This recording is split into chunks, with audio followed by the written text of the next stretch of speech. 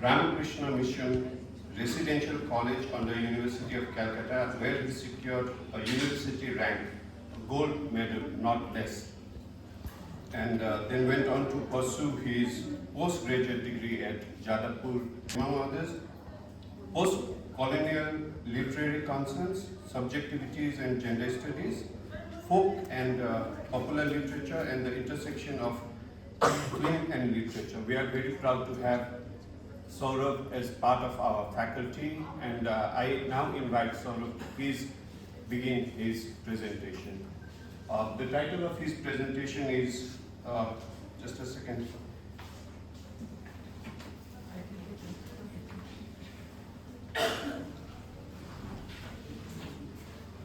The title of his presentation is A.K. Om, an inspection of Bengali masculinity through Satyajit Ray's Apu trilogy. That sounds very interesting, and we hope you would shed more light on it. Saurabh, it's you. Thank you.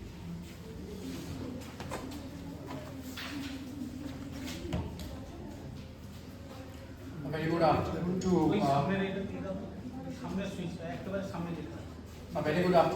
one and all present here.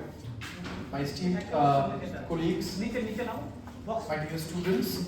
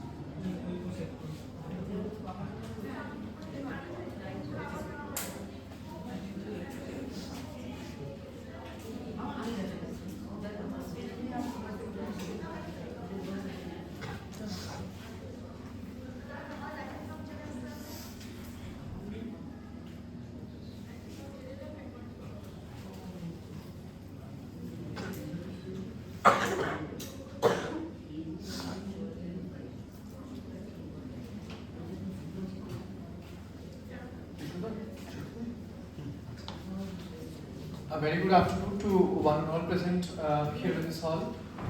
My esteemed colleagues, seniors, juniors, and cohorts, and also a warm welcome to my students. That is a pleasure to guys. Okay?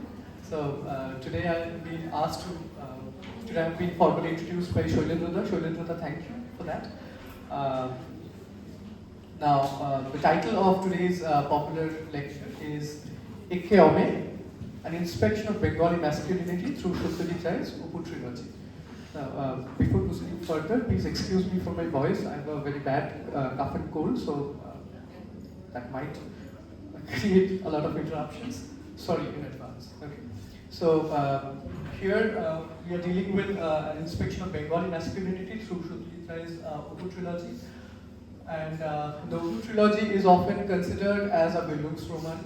Okay, it's a Bildungsroman about which traces development, the character development, both inside and outside of Apu.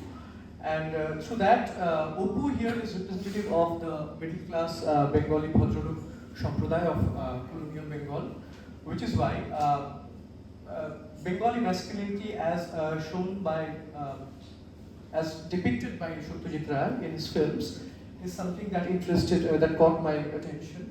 Now, without further ado, I'll just start with a title first. So, Ikke Ome is a Latin phrase translating to behold the man. It's a quote derived from Gospel of John, chapter 19, verse 5, believed to have been used by the Roman governor of Judea, Pontius Pilate. So basically, here it was when Jesus Christ was being crucified, or before his crucifixion, he was flogged, and he was shown, a thorn crown was put upon his head, and he was paraded before the crowd.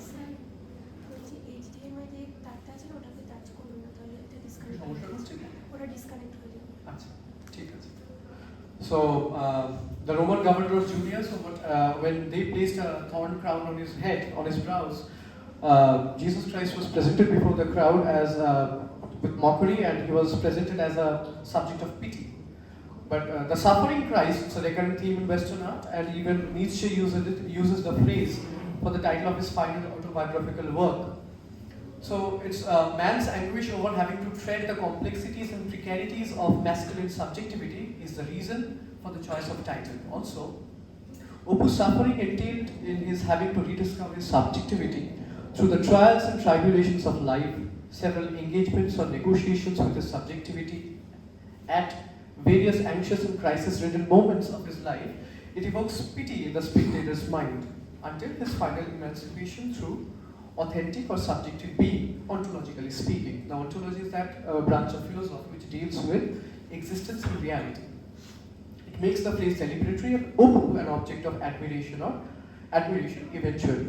তো অপুর চরিত্রটা যদি আমরা দেখি, একটু বাংলায় চলে এসেছি, অপুর চরিত্রটা যদি আমরা দেখি, আমরা দেখবো যে তার জীবনে অনেক কিছু ট্র্যাজেডির মধ্যে দিয়ে তাকে যেতে হচ্ছে, এবং তার কোথাও একটা কি মুক্তি, সোকল মুক্তি আমরা যদি দেখি, থার্ড পার্ট বা অপুর সংসারেতে আসছে যখন সে কাজলকে বলছে যে, কাজল যখন জিজ্ঞেস করছে তুমি কে, এবং সে যখন দেখছে যে সে তার নিজের বাবা হিসেবে নিজেকে দাবি না করতে পেরে সে বলছে আমি তোমার বন্ধু, এবং সেখানে যখন কাজলকে সে ইমপ্রেস করছে, that the triumphant music, the music sequence that follows, that brings the emancipation of Apu in my perspective. So সেই কারণে হচ্ছে বিহোল্ড দ্য ম্যান, যেটা অরিজিনাল কনটেক্সটে আমরা দেখছি যে পন্টিয়াস পিলাত যীশু খ্রিস্টের ক্ষেত্রে ব্যবহার করেছিলেন, তাকে একটা অবজেক্ট অফ পিটি হিসেবে দেখাবার জন্য সেটাকে সাবভার্ট করা হচ্ছে, একটা সাবভার্সন আমরা দেখতে পাচ্ছি যেটা শেষে আসে, এবং সেই কারণে আমি সেভাবে দেখছি, এবং সে কারণে অপু একটা অবজেক্ট অফ পিটির জায়গায় একটা অবজেক্ট অফ অ্যাডমিরেশন হয়ে উঠছে eventually.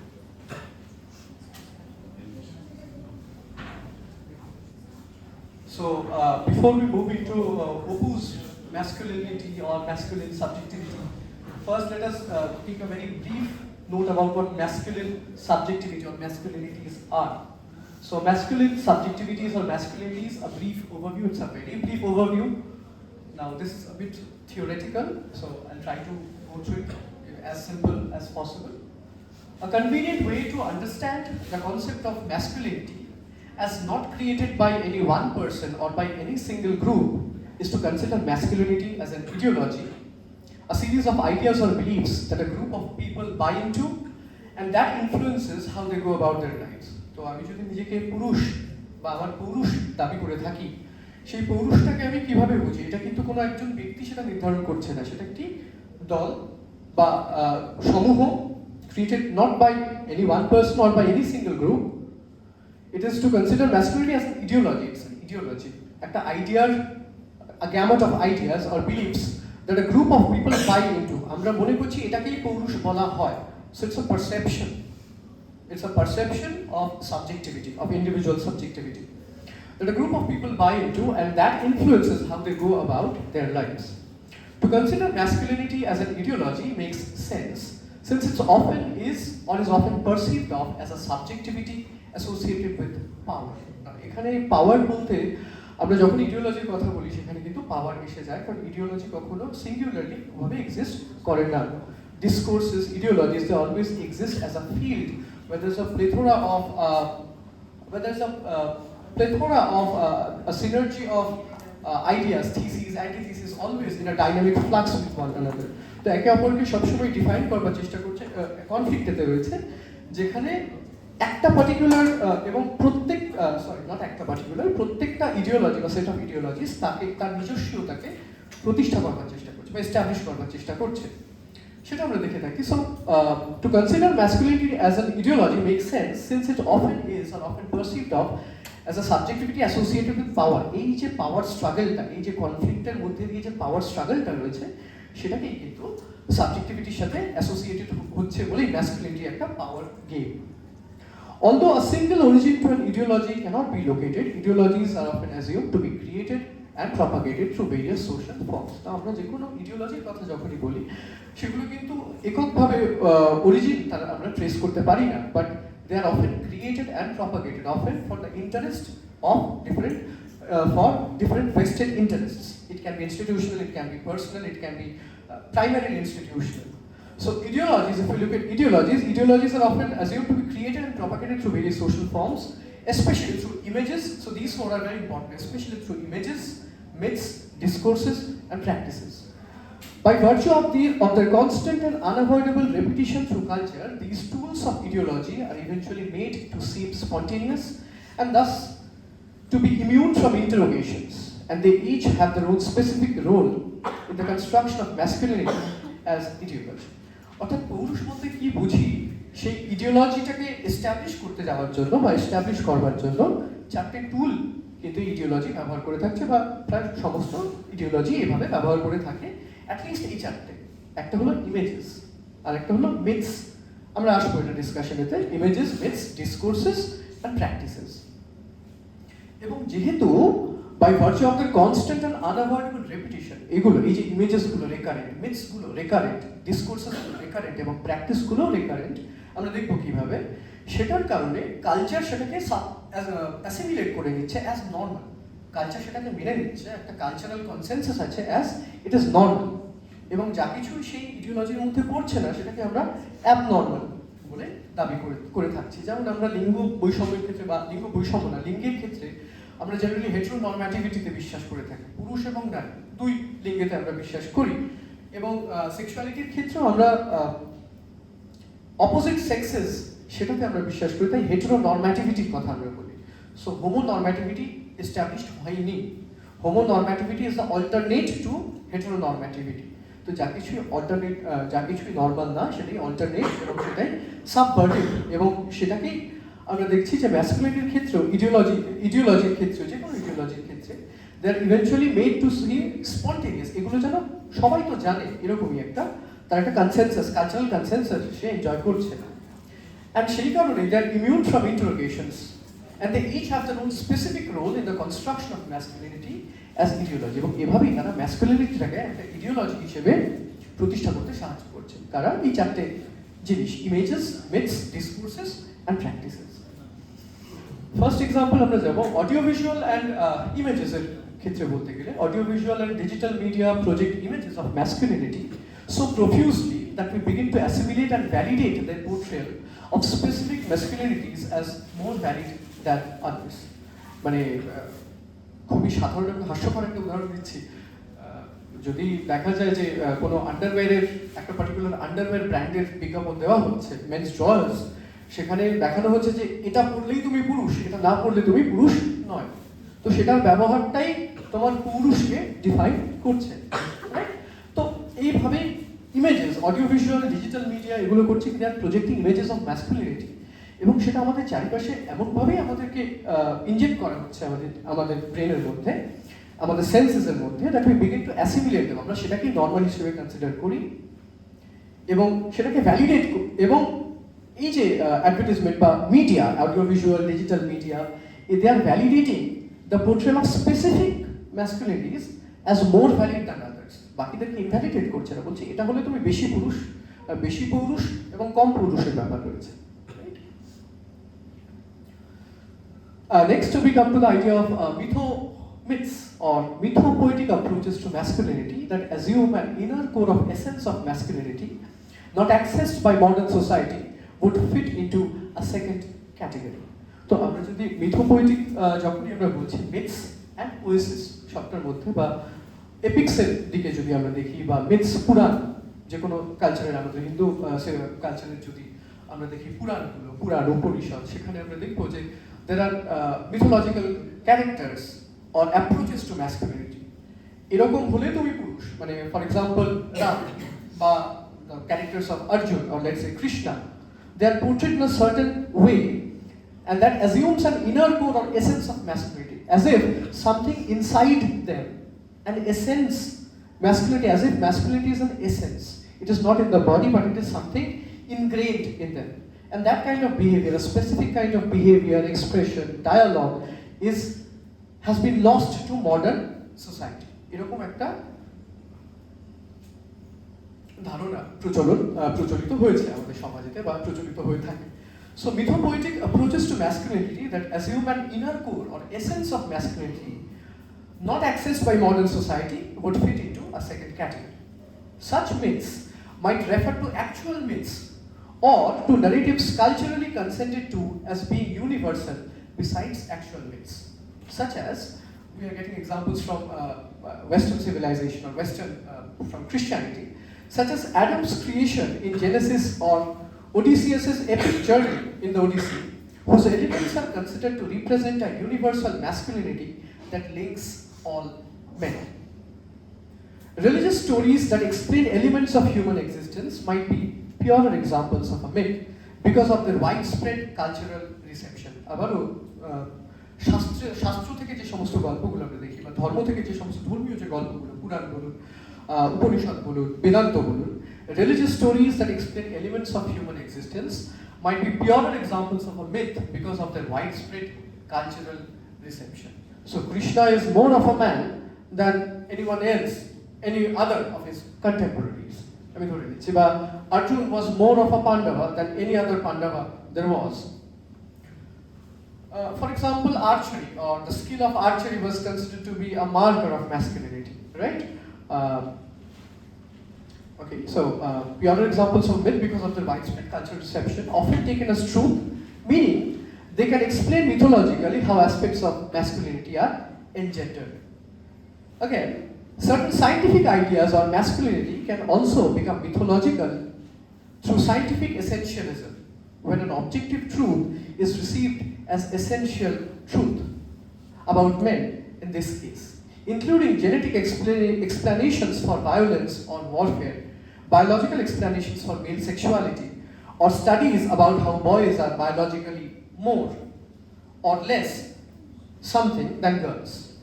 Images can be turned into myths when they become so iconic that culture assimilates them as a narrative of masculinity. I'll just give you this example. There's a brand of cigarettes called Marlboro, right? American brand. So that advertisementটাই এভাবে ছিল যে if you are not smoking Marlboro, if you are smoking something else, then you are less of a man. You are not an American man. But that is also true for the image of the Western hero, the cowboy, the American cowboy. সে American cowboy সে করে কি, সে ঘোড়ায় চড়ে, সে rifle খুব ভালো চালাতে জানে, সে বাফেলোকে ধরাশায়ী করতে পারে একটা ল্যাসো দিয়ে। তো সেটা যদি তো সেখানের যে মার্কার্স, আমি কথার কথা বলছি, that American hat or the spikes that they used to wear or the saddle and horse riding was considered to be essential aspects of masculinity. We move on to the okay. So more influential than myths, discourse constructs the ideology of masculinity as well. Groups of texts around a given topic with a similar function contain certain presuppositions about masculinity that are propagated among children and adults. Key example of cultural discourses, example medical, legal, psychoanalytic, religious, pedagogical, political, include official and unofficial types in written and oral forms.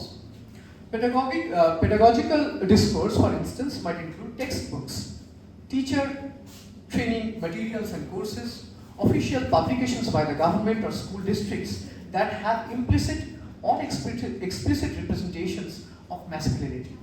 But it also includes unofficial forms of discourse, particularly oral forms such as conversations among male and non-male peers. What we mean here is in different cultural discourses, আমরা দেখতে পাই that there are rhetorics about masculinity, or rhetorics about what it means to be a man, or what it means to be more of a man, what it means to be less of a man. Those are prevalent. For example, in the psychoanalytic field, I'm just taking a random example. There are, Sigmund Freud, he famously uses terms like penis envy or castration complex when he talks about women, okay, or women's sexuality. So whenever the usage of these terms are very much androcentric in nature, and which is why Lacan later on actually points out these errors, and he says that it shouldn't be penis envy or it shouldn't be castration complex, but rather it should be phallic enemy. So he substitutes the penis with the phallus. There's a difference between the penis and the phallus. The penis is again a marker of manhood, because masculinity, when we are talking about purush or masculinity, we are also talking about the male biological organ, right? So that also has the same name, and which is why Freud's use of the term penis is actually wrong, and later on Lacan corrects it and he uses the term phallic or phallus, which means the power that is associated with the male genitalia in patriarchal society. Okay, so it's not a given, but it's just incidental. So phallus or phallic authority is incidental to the male, to the possession of the male biological organ. Okay.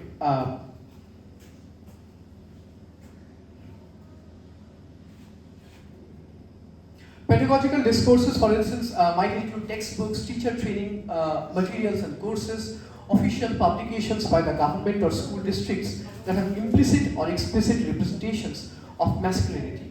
But it also includes unofficial forms of discourse, particularly oral forms such as conversations among male and non-male peers. So in schools, at the grounds or at the playgrounds, one might hear different communities or male communities talking about what it means to be a man and how they are different from girls, right? And girls also talking about boys in a generic sense, that boys are like this and we as girls are different from boys in this context. So there are rhetorics, often unofficial forms of discourse, rhetoric, about or regarding what it means to be a man and what it means to be a non-man.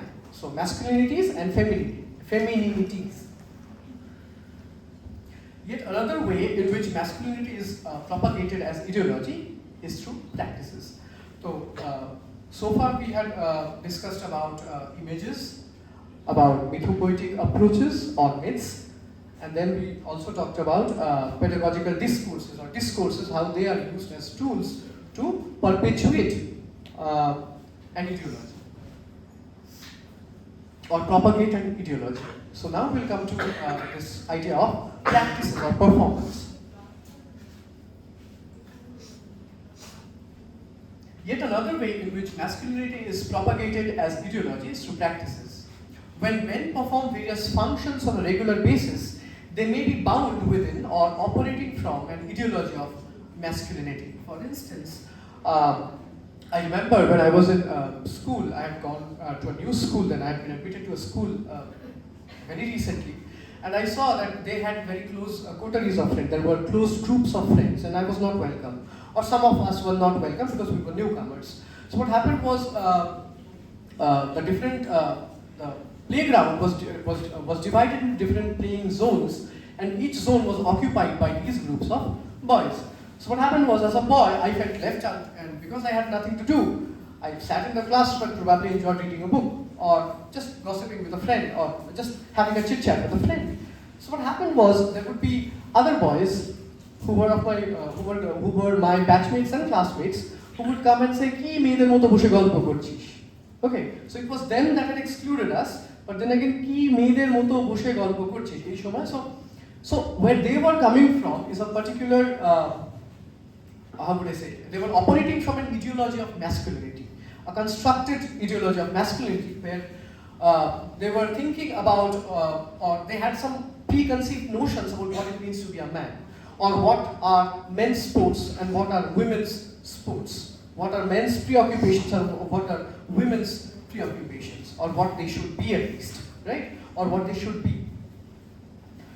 With these practices or performances, an ideological materiality becomes inscribed in daily life. So if you see, if you look at a random school during the lunch hour, you will see that most of the boys, even if they are not good players, or even if they might not want to play, they are often forced to play with the other boys because they have to conform to those models of masculinity that have been enforced upon them, right? So সেই কারণেই বলা হচ্ছে যে with these practices or performances, so masculinity, it's an aspect of subjectivity, or masculine subjectivity সেটা কিন্তু is also a matter of practice or performance. সেখানে perform করতে হয়, সেখানে বিইং সেটা কিন্তু নেই, সেখানে পারফর্ম করতে হয় অনেক ক্ষেত্রে, or having to play up to a particular image or an ideology. So with these practices or performances, an ideological materiality becomes inscribed in daily life, as these aspects of ideology influence practices proactively. These practices in turn also serve to construct masculinity retroactively. এটা কিন্তু একটা vicious cycle বা এটা একটা cyclical process. Masculinity preconceived notion থেকে আমি একরকমভাবে perform করি এবং আমার সেই পারফরমেন্সটা becomes a basis for others' model of what it means to be a man or what masculinity means, right? So it's a cyclical process. সেটাকেই বলা হচ্ছে as these aspects of ideology influence practices proactively, that is in a forward direction. These practices in turn also serve to construct masculinity retroactively. To return to the question of origin of masculine ideologies, one might say that masculinity's origins cannot be isolated entirely within the realm of the abstract or of the physical either. The physical and the abstract constantly interact with each other in ways that are complicated and not easily determinable. Practices cannot be totally separated from images, myths, or discourse either, meaning আমি যেটা practice করছি বা আমি যেটা perform করছি, the masculinity that I'm practicing or performing is actually based on the images that have infused my subjectivity, or the images that infuse my subjectivity, or let's say the myths that I have heard growing up, or the myths that I have come into believing, or discourses that I'm part of, right? Or discourses that I subscribe to. ওই স্কুলের বন্ধু কি বললো, ক্লাসরুমে কি বললো, বা কেউ একজন বাড়িতে বাবা কি বললেন, পুরুষ বলতে কি বোঝায়, বা কোনো এক দাদা বললেন, পাড়ার কোনো এক দাদা বললেন পুরুষ বলতে কি বোঝায়, সেই ধারণাগুলোও কিন্তু আমি নিজের মধ্যে রেখেছি, right?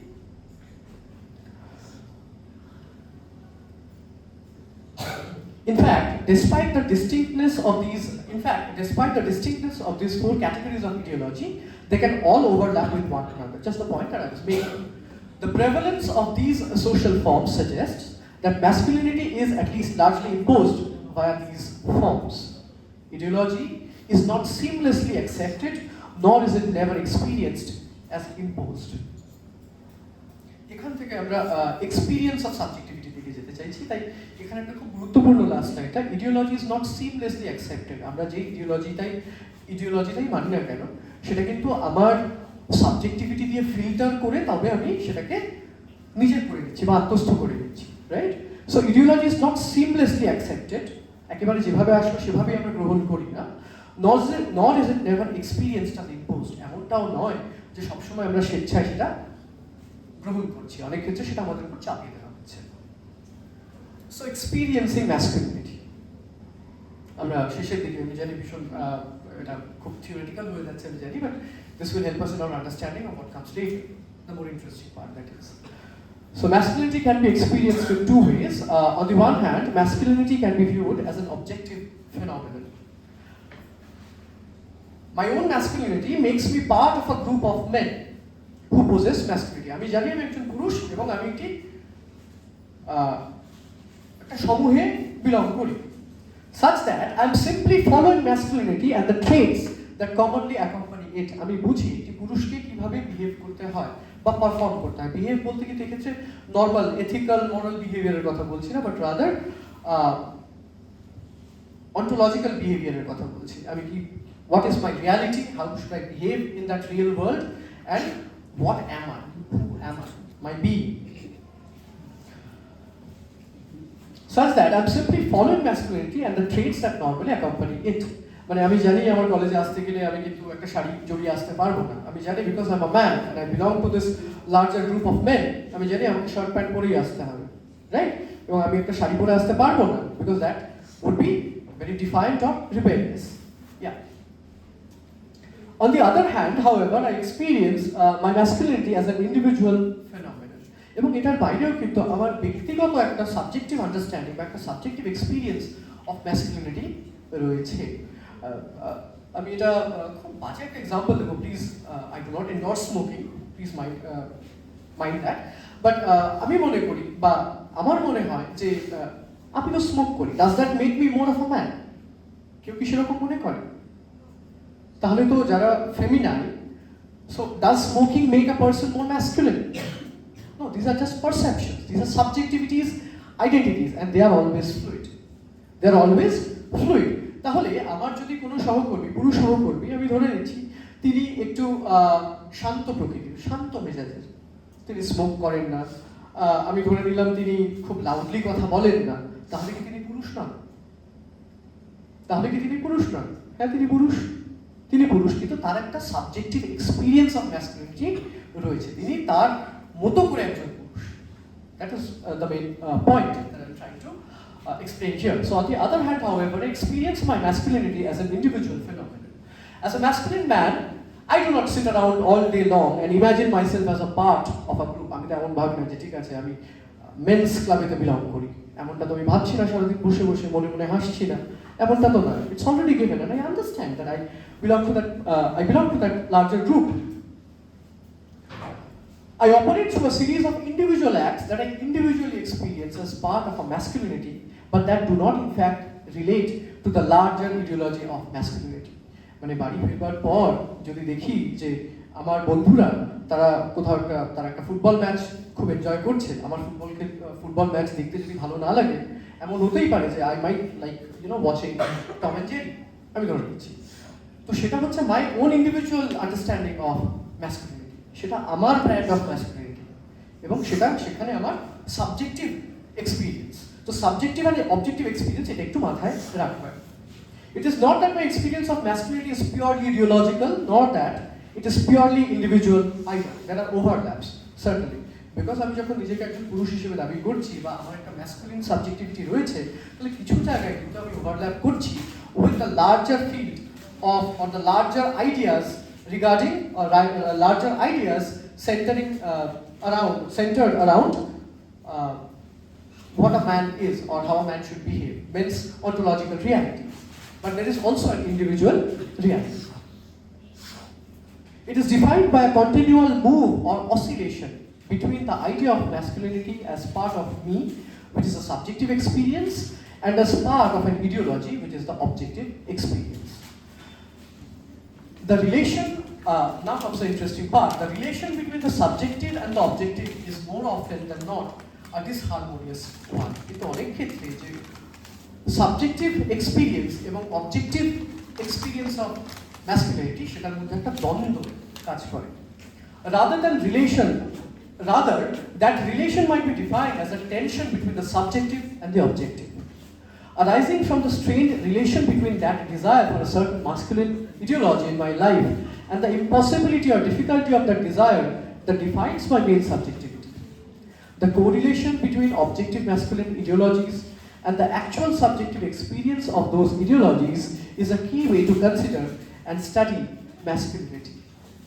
The tension between the objective and subjective can be articulated as a crisis of masculinity, a way of thinking in broad cultural terms about a split between men's subjective experience and larger ideologies that pervade culture. Masculinity might be crisis when many men in a given context feel tension with larger ideologies that dominate or begin to dominate that context. এগুলো primarily হয়ে থাকে সেই সমস্ত কালচারসেতে যেখানে military ম্যাসকুলিনিটিকে ভীষণভাবে uphold করা হয়।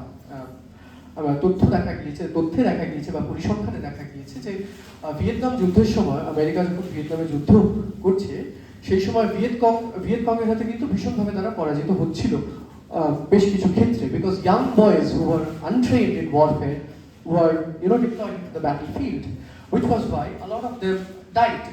Now they had been made to believe in the rhetoric of American supremacy, but they understood that they were actually failing in the battlefield. They hardly stood a chance before the guerrilla tactics that the Viet Cong was using, which was why they often abandoned their posts, or they would also be because a crisis or a split in between their subjective experience and their ideological experience, that is what the nation was teaching them, what it means to be a man, and what they were experiencing as men, সেটার মধ্যে যখনই স্প্লিটটা দেখা গেল, যখনই ভাঙনটা দেখা গেল, they were actually they became very anxious, they became depressed, and they took to substance abuse. Substance abuse. A lot of substance abuse was reported back then. তো এই একটা ইনস্টেন্সকে কিন্তু তুলে ধরা হচ্ছে as crisis masculinity. In addition to the mutation of ideologies, the complexity of ideology can end up confusing men and constantly make them anxiously wonder if they correspond to masculine ideology. Ideology, কখনোই যে কোনো ideology সেটা কিন্তু সবসময় একটা স্ট্যাসিসের মধ্যে থাকছে না, সেটা সবসময় একটা ফ্লাক্সের মধ্যে রয়েছে। তো সেক্ষেত্রে it is always ever evolving. New ideas are coming into existence, and because it's a crisscross or cross current of ideas, theses and antitheses, they are opposing one another, they are often in conflict with one another. So at a particular time, some ideas may be more validated while others are invalidated, and then the dynamic changes. So there is a mutation of ideologies that can be seen. The complexity of ideology can also end up confusing men and constantly make them anxiously wonder if they correspond to masculine ideology, which means that এই যে জটিলতা বা এই জটিলতাগুলোর থেকে the complexity of ideology মধ্যে they can end up confusing men. Men might get confused as to, am I acting as a man? Am I man enough? এই যে confusion, এই যে প্রশ্ন, interrogations গুলো তাদেরকে ভাবায়. They make them anxiously wonder if they correspond to masculine ideology. তাহলে আমার যে subjective experience, is it corresponding to my objective understanding of masculinity, which is often hegemonical, which is often dominant, which is often a dominant rhetoric. কারণ আমি ব্যক্তি, সে কিন্তু এই projected masculine ideal বা ideology তার কাছে কিন্তু অতি তুচ্ছ, অতি সামান্য, নগণ্য। তাই আমি কি ঠিকভাবে চলছি, আমি কি পুরুষ, আমি কি যথেষ্ট পুরুষ, আমি ম্যান এনাফ, সেই প্রশ্নগুলো কিন্তু কনফিউজ করে দেয় পুরুষকে এবং মেল অ্যান্ড নন মেল এন্টিটিসকে, এবং সেখান থেকে একটা অ্যাংজাইটির সৃষ্টি হয়। No single ideology of masculinity is being transmitted. Rather, a series of ideologies are at play, some in harmony and some in tension with each other. While one might locate certain definitions of masculinity as more predominant in a certain institution or institutional context, those definitions are inevitably challenged within that context, which is necessarily composed of a collection of masculinities that are not in harmony with each other. এটা বলা হচ্ছে যে এই যে অ্যাংজাইটিটা কোন ক্ষেত্রে দেখা যাচ্ছে সেই সমস্ত ইনস্টিটিউশন বা প্রতিষ্ঠানেতে যেখানে there are competing discourses about masculinities, where there are plurality of masculinities, ওকে, যারা একে অপরের সাথে দ্বন্দ্বমূলক একটা সম্পর্কে রয়েছে, ওকে। কিন্তু সেই সমস্ত ইনস্টিটিউশন বা প্রতিষ্ঠান যেখানে there is a uniform code of masculinity, for example the military, ওকে, সেই ক্ষেত্রে কিন্তু এই অ্যাংজাইটিটার সম্ভাবনাটা কম। Another way to express this idea is to say that within the context of one institution or ideology, there is no originary masculinity that dominates seamlessly, but simultaneously operative ones vying for validity. I'll just give you an example. আমরা তো জানি যে সমগ্র বিশ্বে বা in the global scenario, American যে ideals or ideologies of masculinity, Western European ideologies of masculinity are more dominant, are more hegemonically placed. কিন্তু তার মধ্যেও তো আমরা BTS কালচার দেখতে পাচ্ছি, তাই তো? BTS কালচার আমরা দেখতে পাচ্ছি যেখানে where there are effeminate men, they dress effeminately, and they have a following of their own, they have a কি বলা যায়, they operate and they are also vying for validity. না ভ্যালিডিটিটা সে কতটা পাচ্ছে সেটা নির্ভর করছে সময়ের সাথে। একটা সময় এমনও আসতে পারে when these Asian masculinities might become more dominant than the already dominant or currently dominant American or Western European ideals of masculinity, ideologies of masculinity, right? আমি এতদূর যেটুকু বললাম সেই ডিসকাশনটা কি বোঝা গিয়েছে? Is there any doubts? So it is exactly on this context I contend, emphasis mine, I contend that within the broader discourse of masculinity, European or Western hegemonical ideologies of masculinities and or North Indian ideologies of masculinities, Bengali masculinity exists as a subjugated subjectivity or masculinity. মানে আমরা যদি বিশ্বের ক্ষেত্রে দেখি, বিশ্বের বৃহত্তর ক্ষেত্রে দেখি, তাহলে যেমন একদিকে আমাদের ওয়েস্টার্ন আইডিওলজিস অফ ম্যাসকুলিনিটি রয়েছে, সমানভাবে Asian ideas of Asian ইডিওলজিস of masculinity সেটাও কিন্তু রয়েছে, বা এশিয়ান ম্যাসকুলিনিটিস। সমানভাবে যদি আমরা ভারতবর্ষের ক্ষেত্রে দেখি, আমরা দেখবো যে ভারতের যে উত্তর ভারত বা নর্থ ইন্ডিয়ান যে কালচার, সেখানে কিন্তু এক ধরনের একটা স্পেসিফিক ব্র্যান্ড বা specific trend of masculinity is followed. That is the Amitabh Bachchan kind of masculinity where mard ko dard nahi hota, right? So that is the kind of masculinity that is followed there.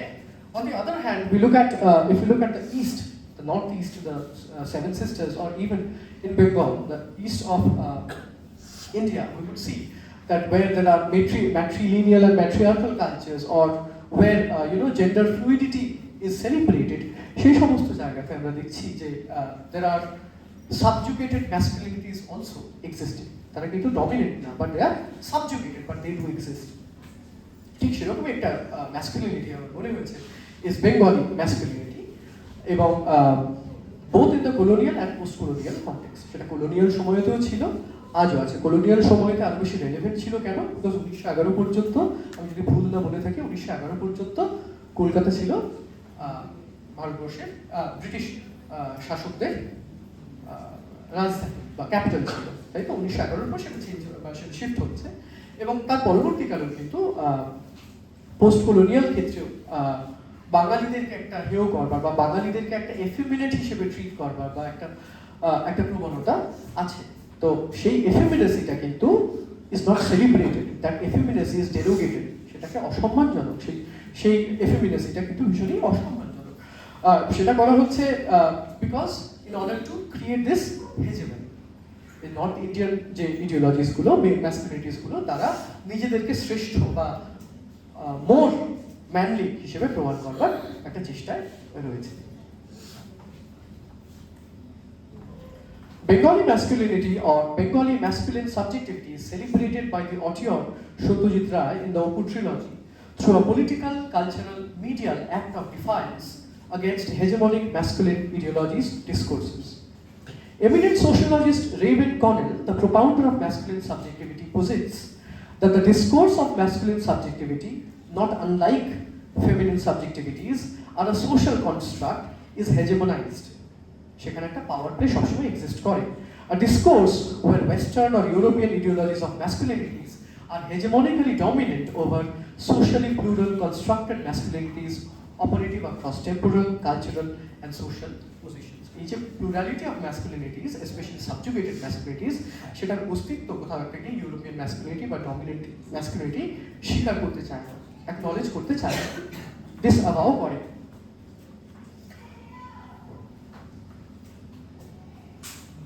I've tried to inquire into how the colonial subjugated masculinity of the Bengali Bhadralok has been vindicated by Satyajit Ray in his Opu trilogy, comprising of Pather Pachali, comes out in 1955, 1955 এটা থিয়েটার্সে আসছে, ইংরেজি নাম the saga of the road. দ্বিতীয় অপরাজিত 1956 সালে আসছে, Aparajito the unvanquished, and then comes Opur Sansar, the world of Opu, which comes out in 1959, yeah, or 56, I might be wrong, দেখে নিচ্ছি। This informal discussion would like to engage with the character of Opu axiomatically, that is primarily আমরা অপুকে নিয়ে এখানে আলোচনা করব, এবং অল্প আমাদের আলোচনার অংশ আমরা হরিহর এবং কাজলের চরিত্রে ব্যয় করব as corollaries. 3 generations of Bengali Bhadralok from the Rai lineage or Rai Poribar, symbolically tracing the paradigm shift from traditional to modern India through the lens of masculine subjectivity. The prime focus being Opu, the bridge or liminality between the generation preceding him and the one succeeding him. I will try to trace how the masculine subjectivities operate and evolve in the Opu trilogy as depicted in Satyajit Ray's trilogy solely, and draw no reference to Bibhuti-Bhushan's novel. আমাদের যে আলোচ্য বিষয়ের মধ্যে কিন্তু বিভূতিভূষণ বন্দ্যোপাধ্যায়ের উপন্যাসটা আমরা নিয়ে আসবো না, কারণ সেটা আমাদের আলোচনার পরিসরটাকে অনেক বৃহৎ করে দেবে। Since a comparative study of the act of transmediation falls beyond the scope of my discussion.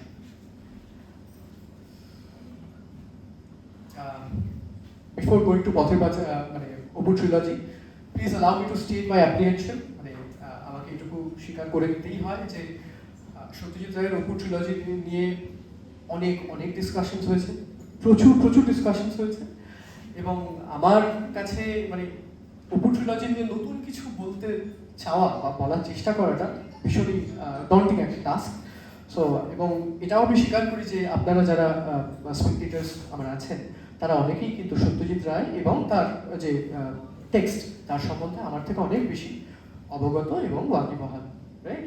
So this being এটা একটা ডিসকাশন মাত্র। So I would like to invite your insights and suggestions. আপনাদের যদি মনে হয় please raise your hand and you know if you have anything to any suggestion to make, সেটা প্লিজ আপনারা প্রেজেন্ট করবেন, এটুকু আমি আশা করব। Pather Panchali, the saga of the road, 1955। Sorry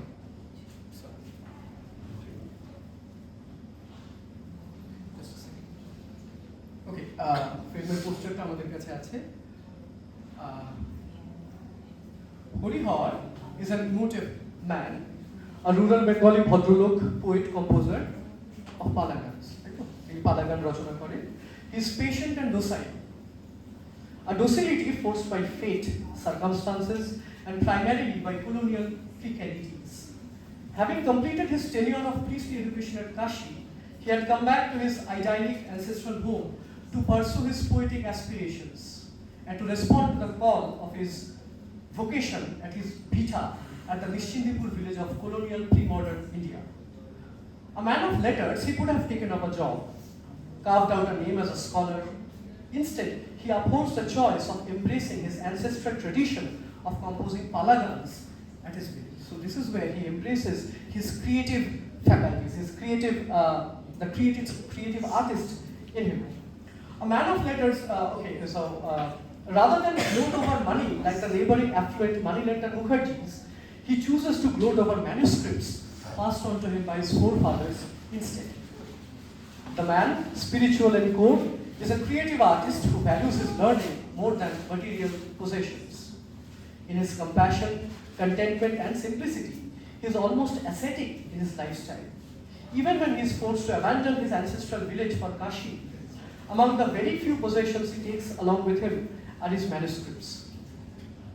Sarboja, his wife, is a realist who takes care of the household and its expenses. Though she is often resentful and disillusioned at her husband's choices, the resentment is soon supplanted with love, surrender, contentment, hope, and respect. So, আমরা যদি হরিহরের চরিত্রটা দেখি, he is a soft, emotive man. He is an emotive Bengali man.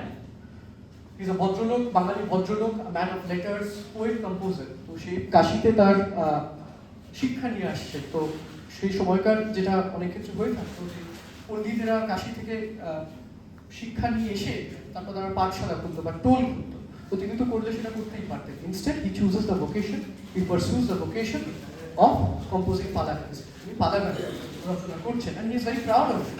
You see the joy in his eyes when he talks, when he converses with Sarboja about his new palas, the new palas that he has composed, of the fresh content in it. আমরা দেখবো এবং পাশের বাড়ি আমরা দেখতে পাচ্ছি যে সেখানে মুখার্জি পরিবার, যেখানে মুখার্জি পরিবারের কিন্তু money lenders, they are that exploitative element of society, এবং we get instances of that as well. আমরা দেখছি যে তারা মিথ্যে কথা বলে হরিহরকে মিথ্যে কথা বলে হরিহরের ফলের বাগান তারা হাতিয়ে দিয়েছে। সে তারা বলেছে যে হরিহরের ভাই নাকি কোনো একটা সময় তার কিন্তু কোনো নথি নেই, কোনো একটা সময় 300 টাকা তাদের থেকে নিয়েছিল, সেটা ফেরত দিতে পারেনি।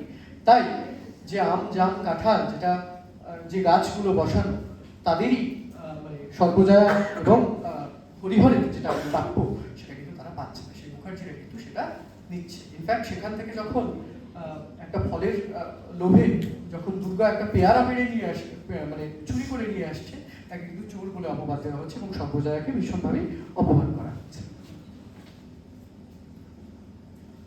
আমরা দেখি in the conversation between the man and the wife, we see that Sarboja, she is a realist, and she at times, এই যে আমরা ম্যাসকুলিনিটি, ফ্লুইড ম্যাসকুলিনিটিস এর কথা বলছিলাম না, বা ফ্লুইড সাবজেক্টিভিটিস এর কথা বলছিলাম, আমরা তো সর্বজয়াকে অ্যাজ আ ওম্যান হিসেবেই আমরা দেখছি।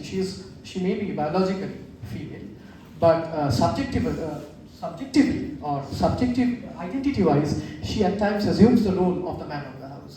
কারণ সেই কিন্তু সংসারটা চালাচ্ছে এবং সেটার যে খরচ, যে হিসেব নিকেশ সবটাই সে করছে। ইনফ্যাক্ট হরিহর যখন উপস্থিত থাকতে পারছে না বাড়িতে, সে যখন উপার্জন করতে দূরে কোনো শহরেতে সে বাড়ি দিয়েছে, তখন কিন্তু সর্বজয় এই ফ্যামিলিকে প্রোভাইড করছে। So she assumes the role of the man of the house, which again is ideologically belongs to hegemonically, which is considered to be a masculine role, right? According to objective ideological standards. আমরা just একটা ছোট্ট clip দেখে নেব from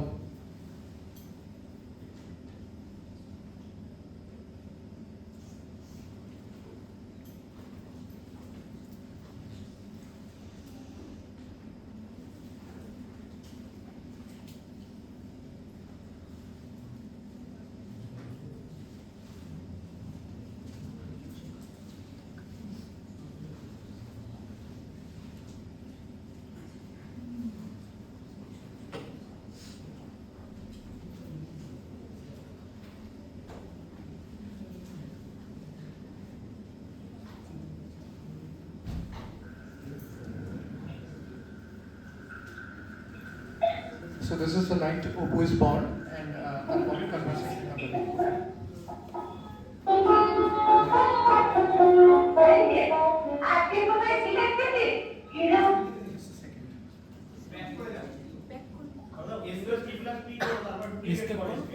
Escape করবো তো?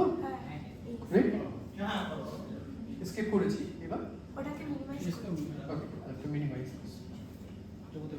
হচ্ছে না? না। Okay, F4. না, না, না, না, না। ওটা আলাদা। একটু হেল্প করে দাও।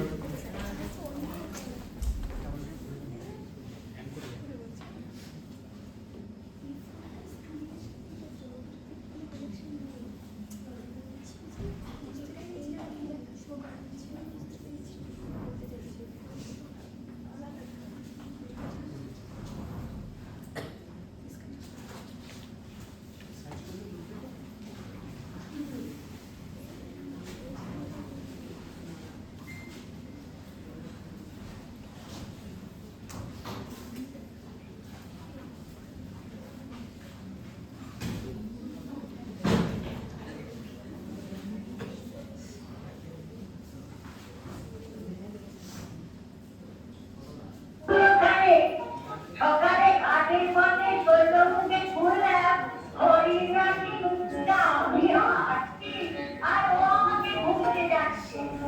আর চার পথে দেখা হলো। যাও যাও দেখে আসো, কেমন টুকটুকে ঘুরে দেখা।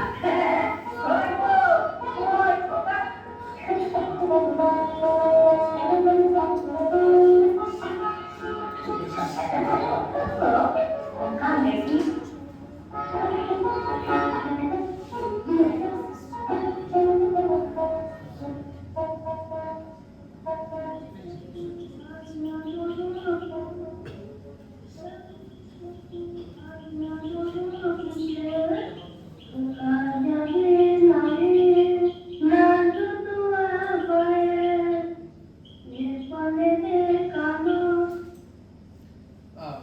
Just এই যে লালাবাইটা, যেটা ইন্দির পিসি, দ্য লালাবাই দ্যাট ইন্দির পিসি সিংস, এটার মধ্যেও কিন্তু কিছু রেফারেন্সেস রয়েছে। আমরা দেখতে পাচ্ছি যে অপু যে পরিবার জন্মগ্রহণ করেছে, সেখানে কিন্তু অপুর দারিদ্র্য আছে, কিন্তু সেখানে তার অনেক আশীর্বাদ রয়েছে। এবং ইন্দির পিসি তিনি তার জন্য অ্যাবান্ডেন্স, আমি ইংরেজিতেই বলছি, see actually there is abundance, blessings of abundance for him and much more. এবং মাচ মোর বলে একটা জায়গাতে আমি লিখেছি, মাচ মোর বলতে আমি অ্যাকচুয়ালি এই জায়গাটার কথা বলছিলাম, where he is suppose to wear, খোকা যাবে, he wears red shoes, and then কেউ তাকে কালো বলবে না, বা এরকম ধরনের একটা রেফারেন্স আছে। তো আমরা বুঝতে পারছি that is a reference to colonial India, where Indians were treated or ill-treated for their skin color, right? কিন্তু খোকার ক্ষেত্রে সেটা হবে না। That is what the aspiration of Indir Pishi is. Yes.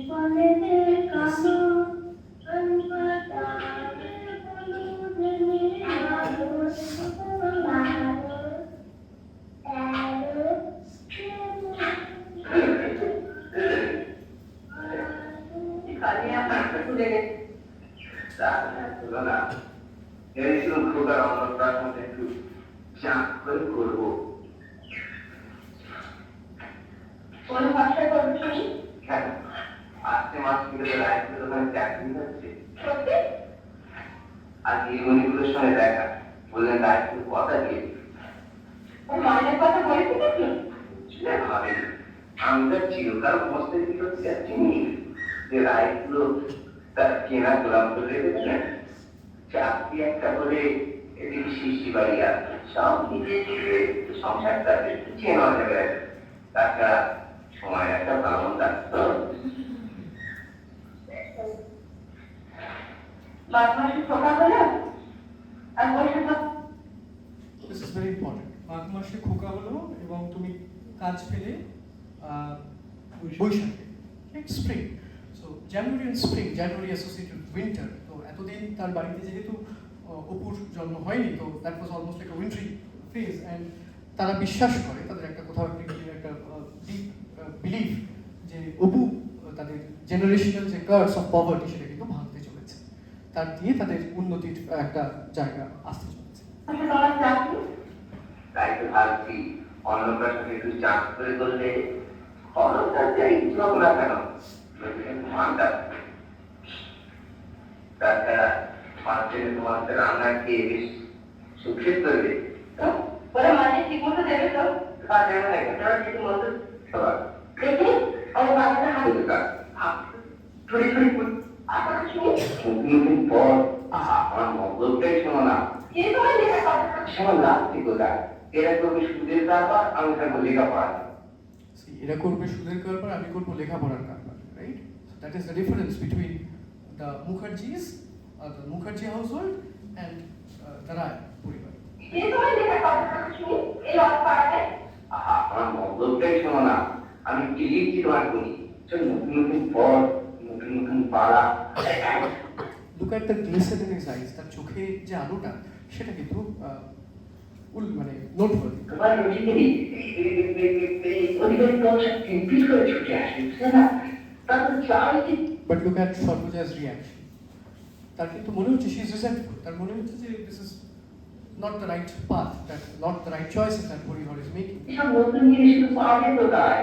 নতুন জিনিস গাছের পথ দেখলাম তো সব আজকালকার নতুন দেখিয়ে দিয়ে সব পুরনো ভাঙিয়ে থাকছে। সেই পরীক্ষা খারাপ হতো আর সেই সব যদি চলছে তো নিশ্চিত করে হরিয়ানায় নতুন খাটগুলি চলবে কি বলবে? নিশ্চয় করবে। তুমি লেখাপড়া শিখেছ, গায়ে নাকি তোমার মামলা করবে। ওকে, এটুকুই আমার একটু বলবার ছিল, যা যা আমি এর আগের স্লাইডটাতে বলেছি সেটাই একটু দেখানোর চেষ্টা করব। আমার যেটা মনে হচ্ছে এই যে টেকনিক্যাল যে সমস্যাটা হচ্ছে, having to go between the video and the presentation, আমার মনে হয় আমি আর ভিডিওটা খুব একটা চালাতে পারবো না, নাহলে আমি শেষ করতে পারবো না। সো যেহেতু আমরা খুব বেশি পথের পাঁচালী অপুর সংসার এবং অপরাজিত দেখেছি, তাই আমরা এটাকে জাস্ট রেফারেন্সগুলো ড্র করবো, যদি কিছু মনে না করে।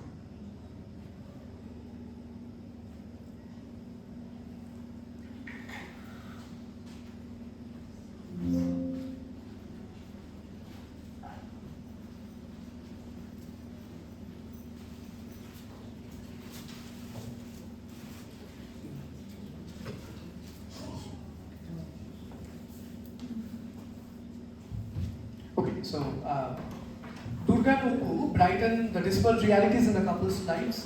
Their struggles, hopes, joy all revolve around the two children. When young Oppu is born, the parents view him as the harbinger of the prosperity and materialization of unfulfilled dreams. The couple converses how this boy born in March or winter has ushered in opportunities of work in Boishak, springtime. Oppu opens his eyes to the poverty of the Rai household, but hardly allowed to feel the scare by his mother, his sister Durga and Indi Pishi. The nurturing care and blessings ushered upon the young protagonist is seen from the very beginning, when Indi Pishi cradles a sleeping Oppu and sings lullabies to him. The lullabies wish peace, abundance and much more for the Koka. The scenes when Durga and Sarvaja prepare him to set him off to the Pathshala, combing his hair and feeding him, or instances when he nags his father for allowances, are all suggestive of the emotive abundance amidst material lack that the Rai household has to offer to Oppu, the boy, the Oppu who is still a boy. Pather Panchali traces the organizing consciousness. Pather Panchali traces the organizing consciousness, as Subrajit Ganguly terms it, up until Oppo is 6 years old, making the auteur's debut the first of a trilogized Bildungsroman that traces the titular protagonist's evolving subjectivity into boyhood through trials and triumphs. Oppo's consciousness integrates a lot of influences that gradually inform his subjectivity. Masculinity being the prime scope of our discussion today, Oppo has, besides his father, mythological figures that he comes across from the tradition he is bequeathed by his father and forefathers, characters from Indirpishi stories, folk performances, etc. to look up to. আমরা দেখছি অপু যেহেতু অপুর নিশ্চিন্তপুর ভীষণ একটা আইডিয়ালিক একটা গ্রাম এবং একটা জায়গায় সর্বজা ইজ অ্যাকচুয়ালি কমপ্লেনিং এই বনের মধ্যে থাকছি আমার তো একদম ভালো লাগে না শিয়াল এসে ডাকাডাকি করে বা শিয়াল এসে উঠানে শিয়াল এসে চলে যায় তো এরকমই সেক্লুডেড একটা তাদের ভাবে তারা থাকছে তো কাছাকাছি পুরুষ বলতে if there is any elder man or elder masculinities for Oppo to look up to, they are in the form of his father এবং তার কাছে কিছু mythological figures আসছে আমরা বুঝতে পারছি তার বাবা যেহেতু he is a composer and composer of Balagans and he had some scriptural education at Kashi. So Oppo has at his disposal through his father a wide variety of characters or mythical characters to draw from. Right?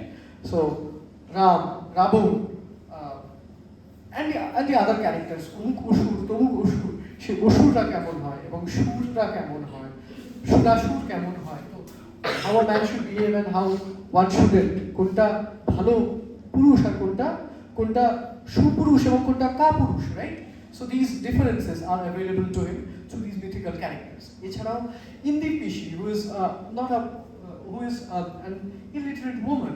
Even she tells both him and Durga stories about Nilkamal and Lalkamal, right? রাজপুত্রের গল্পের কথা তিনি বলছেন যেগুলো শুনতে শুনতে এরা ঘুমিয়ে পড়ছে তো সেখান থেকেও তারা how a prince should be the tropes of valor of courage okay of protectiveness এগুলো কিন্তু অপু শিখছে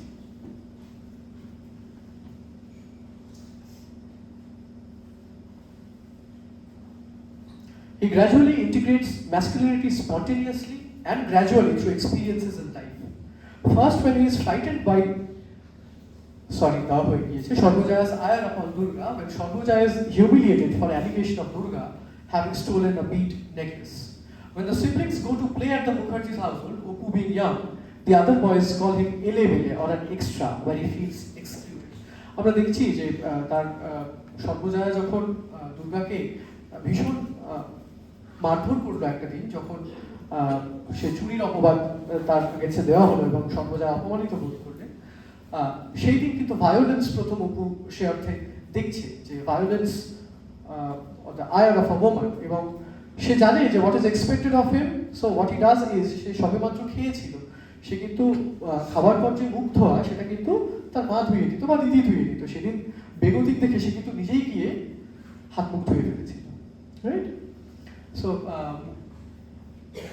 also at the Mukherjee household, he has his playmates at the Mukherjee household. The boys tease him with spinning tops and with calls. সেখানে একটি উপর থেকে একটু বয়সী বড় একটি ছেলে ওর চোখের সামনে একটা স্পিনিং টপ লাট্টু ধরে বলেছিল এলেবেলে এরকম করে তাকে কিন্তু ভেঙিয়েছিল So Oppo's masculinity, however, develops in its own pace and in its own space. তো মুখার্জি পরিবারের বা মুখার্জি হাউসহোল্ডের যে আঙিনা যে উঠান সেখানে গিয়ে যদিও সে সেই পুরুষ হতে পারে না সে কিন্তু নিজের বাড়ির আঙিনাতে সে মহৎ বীর পুরুষ কারণ তার পরের শ্রেণীতে আমরা দেখছি তার মা তাকে খাইয়ে দিচ্ছে এবং সে কিন্তু একটা তীর ধনুক নিয়ে দৌড়িয়ে বেড়াচ্ছে সারা উঠান সে ঘুরে বেড়াচ্ছে আর হি শুটিং হিজ অ্যারোস রাইট সেখানে কিন্তু সে মহৎ বীর পুরুষ So Oppo's masculinity, however, develops in its own pace and its own space. When at home, being fed by his mother, Oppo frolics himself with a bow and arrow, or pursues Durga with a pretend bow and arrow, trying to integrate traditionally, culturally celebrated masculine role of the archer, provider, protector, mythical, legendary hero. তো সেই ওই যে রামায়ণের যে সমস্ত গল্পগুলো বা মহাভারতের যে সমস্ত গল্পগুলো থেকে যে তীরন্দাজদের কথা সে শুনেছিল সেগুলো তার রোল মডেল হচ্ছে, তাই সে তীর ধনুকটা ছাড়তে নারাজ। I would like to draw your attention to the scene where he makes a mustache and a tinfoil crown and looks into the mirror. পাড়াতে এরকম হচ্ছে কিছুদিন পর শারদ উৎসব, এবং সেই শারদ উৎসবের পর সেখানে একটা থিয়েট্রিক্যাল একটা যাত্রাপালা হচ্ছে। সেই যাত্রাপালা যে পারফরমেন্সটা হচ্ছে সেটাতে কিন্তু he had seen the men have flaunt heavy mustaches, হ্যাঁ, মানে তাদের ভীষণ মোচা মোচা গোঁফ ছিল এবং সূর্যের প্রতীক, বীর্যের প্রতীক তারা সেগুলোকে আপলোড করছিল। তো সেটা দেখে এসে কিন্তু ও নিজে বাড়িতে এসে দুর্গার যে খেলনার যে বাক্স সেখান থেকে একটু রান্না করে সে করছে কি একটা ক্রাউন বানাচ্ছে এবং তার সাথে সে একটা গোঁফ বানাচ্ছে। And what he does is he first puts it on his beard, on his upper lip, and he looks into the mirror. Right? তাহলে তার সেই aspiration towards masculinity সেটাই কিন্তু আমরা দেখতে পাচ্ছি। This is a young boy's aspiration to conform to objective hegemonic ideologies of masculinity. It engenders a subjective anxiety in the character of Opu, a contagious anxiety that breaks the fourth wall and plagues or thrills the spectators too.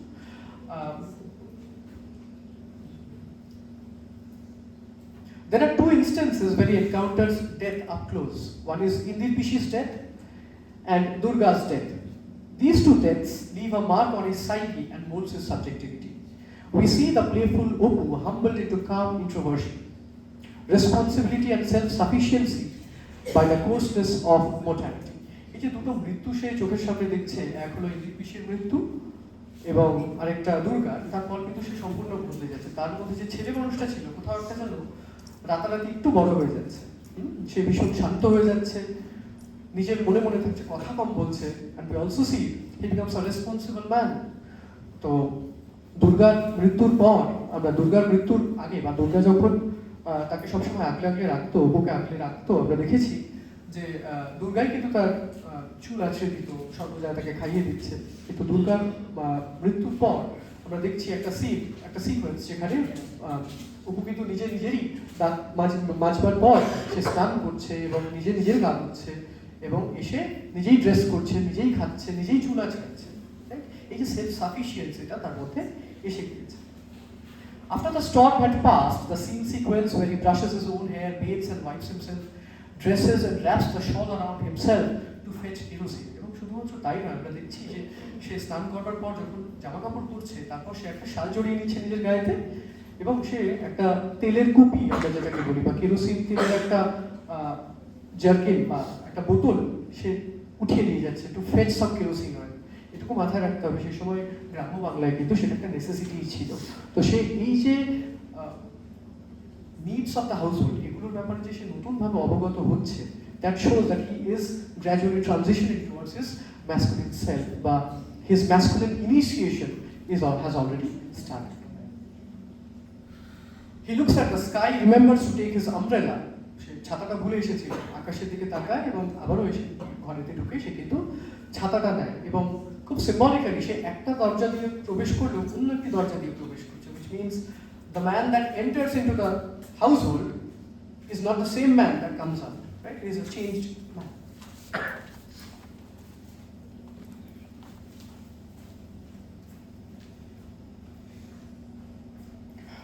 Okay. So Opu has grown up. Opu নিজের মনের মধ্যে ভেতরে কিন্তু সে অনেক বড় হয়েছে, বাইরেতে সে যতটা না বড় হয়েছে তার থেকে বেশি। সে একটা he assumes a role, the role of the man of the house in his father's absence. তার বাবার অনুপস্থিতিতে দুর্গা যখন মারা যাচ্ছে, হরিহর কিন্তু তখন বাড়িতে নেই। সে কিছু উপার্জন করতে গিয়েছে, তার বাড়ি মেরামত করবার আছে, তার অনেক স্বপ্ন পূরণ করবার আছে, তার জন্য অর্থের প্রয়োজন, সে অর্থ সংগ্রহ করতে গিয়েছে। সেরকম সময় কিন্তু অপু পদার্পণ করছে as a man of the house. সে বাড়ির পুরুষ হিসেবে, কর্তা হিসেবে যে রোলটা সেটা অ্যাজিউম করছে। আবারও যখন হরিহর ফিরে আসছে এবং সর্বজয়ার কাছে থেকে যখন সে বুঝতে পারছে, সর্বজয়ার রিয়াকশন থেকে বুঝতে পারছে যে দুর্গার নেই, সেই মৃত্যু সংবাদটা যখন তার কাছে আসছে তখন কিন্তু হরিহর কান্নায় ভেঙে পড়ছে এবং একটা মাগো বলে একটা চিৎকার করে কেঁদে উঠছে। সেই সময় আমরা দেখি যে অপু কিন্তু বাড়িতে ছিল না। অপু তখন ওই পুকুর পাড়ে তার বাড়ির পাশ দিয়ে যে রাস্তাটা, সেই রাস্তা দিয়ে আসছিল। তার বগলেতে একটা ছাতা, এবং সে সম্ভবত যে কেরোসিন তেল নিতে বেরিয়েছিল না, সেটা নিয়ে সে ফিরছিল বাড়িতে। সে বাড়ি থেকে ফিরছিল, এমন সময় সে কিন্তু দাঁড়িয়ে যায় এবং কোথাও একটা গিয়ে তার মুখটা ভীষণ ব্ল্যাক এবং এক্সপ্রেশনলেস একটা হয়ে যায়। So he becomes stoic. Later he helps his father move. পরবর্তীকালে যখন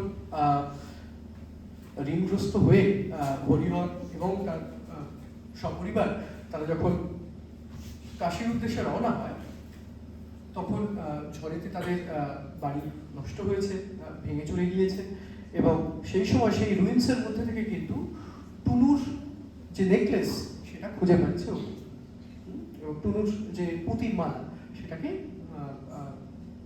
অপু খুঁজে পাচ্ছে। অপু কিন্তু পারলে সেটা নিয়ে যেতেই পারতো, কিন্তু অপু এখানে he acts like a man. What he does is, সে কারোকে না জানিয়ে সেটা কিন্তু পুকুরে ছুঁড়ে ফেলে দিচ্ছে। সেটা পুকুরে ছুঁড়ে ফেলে দিচ্ছে, which is a very I would say a very masculine decision to make. It's a very manly decision to make, to keep intact the honor of the women, and in this case a deceased woman, and a woman who was very close to him, তার companion, তার দুশন।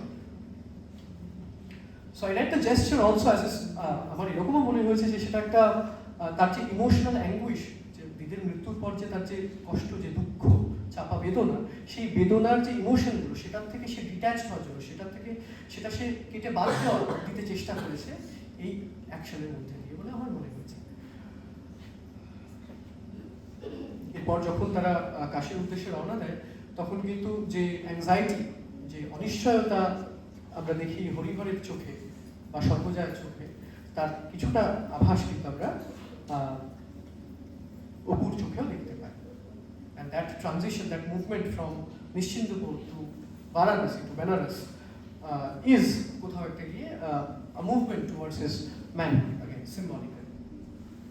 এরপর আসছে অপরাজিত দান ভ্যাঙ্কুইশড 1956, পরের বছরই এটা থিয়েটার্সে আসছে।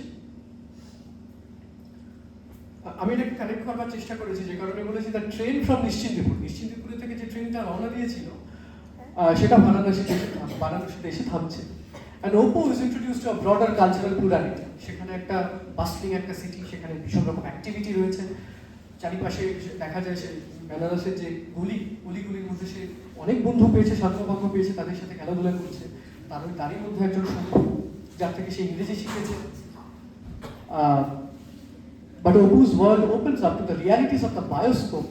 তো আমরা অপরাজিততে আসবার আগে যদি পথের পাঁচালীর শেষের দিকটা খেয়াল করি, বা the last moments when the siblings had spent time together, আমরা সেই সময় যদি মনে করি, the last sequence was when they had gone to train দেখতে গেছিল, তারা রেলগাড়ি দেখতে গিয়েছিল, তাই তো? সেই রেলগাড়ির সেই যে কাশ বনের মধ্যে আমার মনে হয় কোথাও একটা গিয়ে মৃত্যুর সাথে প্রথম বা একটা মৃত্যুর প্রেমোনিশনকে ডিপিক্ট করতে চেয়েছেন Satyajit Ray. She makes a promise then. Later on, when she comes back home, she makes a promise যে এরপর আমরা একদিন আবার রেলগাড়ি দেখতে যাবো। সেই রেলগাড়ি আর দেখা হয় না, তার আগে কিন্তু দুর্গা মারা যাচ্ছে। তো মৃত্যুর মধ্যে দিয়ে সে তার প্রমিসটাকে ভাঙছে। কিন্তু আরো একটা জিনিস যেটা হচ্ছে যে অপু এবং দুর্গা কিন্তু বায়োস্কোপ করছে, একবার শেষবার এবং প্রথমবারই দেখানো হচ্ছে ওখানে। তারা কিন্তু বায়োস্কোপ দেখছে, যেখানে যে বায়োস্কোপওয়ালা সে কিন্তু দিল্লি, হায়দ্রাবাদ, এই সমস্ত ইন্ডিয়ার যে সমস্ত মনুমেন্টগুলোর নাম সে নিচ্ছে, তাই তো? So this idea of pan India, সেই ভিশনটা কিন্তু এই দুজনের কাছেই খুলে দিচ্ছে। কিন্তু একজনের কিন্তু আর সেই ভারতটা ঘুরে দেখা হয় না, রাইট? দুর্গা সেই ভারতটা ঘুরে দেখা হয় না, দেশটা ঘুরে দেখা হয় না, কিন্তু অপুর সেই সম্ভাবনাটা রয়েছে। সেই সম্ভাবনাটার প্রথম স্টেপ হলো Benaras, which is a confluence of cultures, of languages and pluralities. আমরা দেখছি পরপর ঘাটেতে কোথাও শিবের উপাসনা চলছে, তো আবার আরো একজন যেখানে শিবের গাজন, আমি ঠিক এক্সাক্ট শব্দটা বলতে পারছি না, যেখানে শিবের মন্ত্র উচ্চারণ হচ্ছে, আবার তার পাশেই আরেকজন কৃষ্ণের বা মানে শৈব বিষ্ণু, মানে শৈব বৈষ্ণব শাক্ত সমস্তই কিন্তু সেখানে মিলেমিশে একাকার হচ্ছে।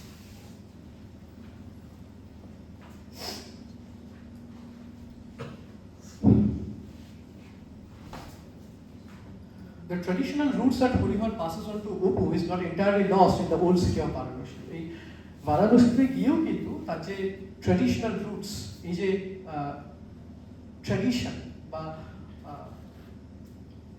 আমি এটার বাংলাটা ঠিক বলতে পারছিলাম, রিয়েলি সরি, ট্র্যাডিশনের সাথে কিন্তু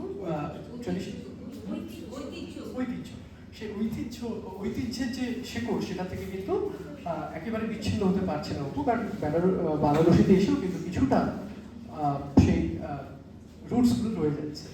এখানে হরিহর একজন পুরাণিকা এবং একজন বৈদ্যের ভোকেশন সে তুলে বেছে দিচ্ছে। সেখানে সে পুরাণ পাঠ করছে, বেদ পাঠ করছে, এই সমস্ত পাঠ করছে এবং বৈদ্যের কাজ করছে। এমনই করতে থাকছিল। সো তাদের আর্থিক সচ্ছলতা আসলেও শারীরিকভাবে তার ক্ষয় হয়, মানে শারীরিক ক্ষয় হয় এবং হরিহর মারা যায়। এটা অপুর ক্ষেত্রে আরো একটা বড় ধাক্কা।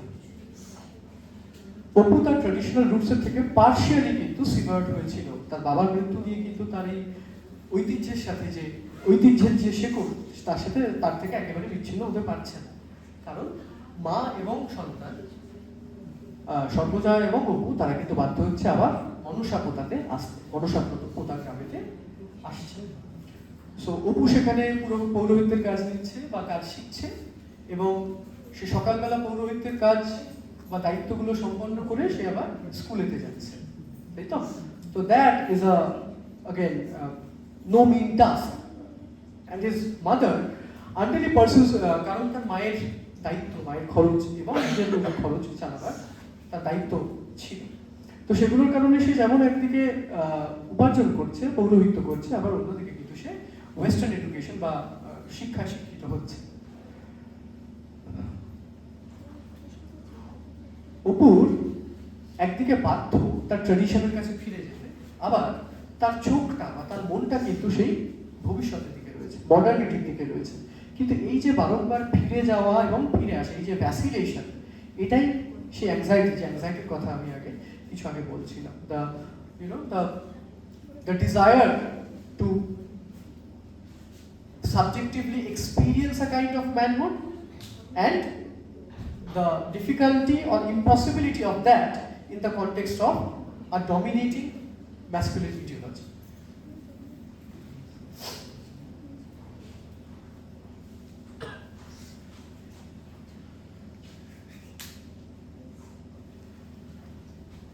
The crisis in the masculinity of the adolescent boy is resolved when he seizes the opportunity to be educated at Argoal School at মনসাপোতা।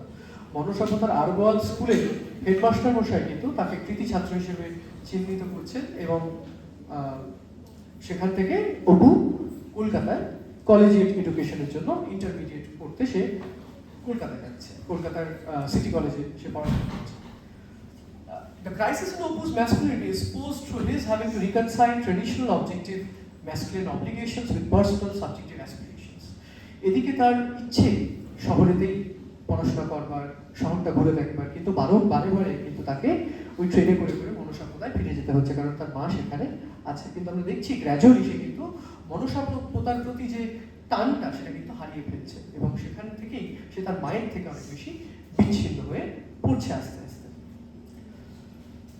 The urban space, rapidly transformed by modernity, mirrors and molds Opu's adolescent subjectivity. Opu কিন্তু এখন আর বালক নয়, সে এখন একটা adolescent.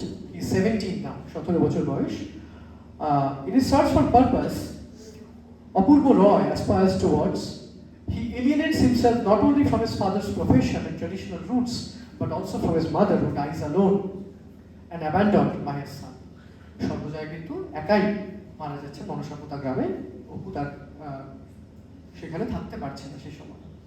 The crisis in the masculinity of the adolescent, the alienating solitude of the city and its fragmented realities stand in sharp contrast with the unifying proximity of familial and community life at মনসাপোতা। দুটো জীবন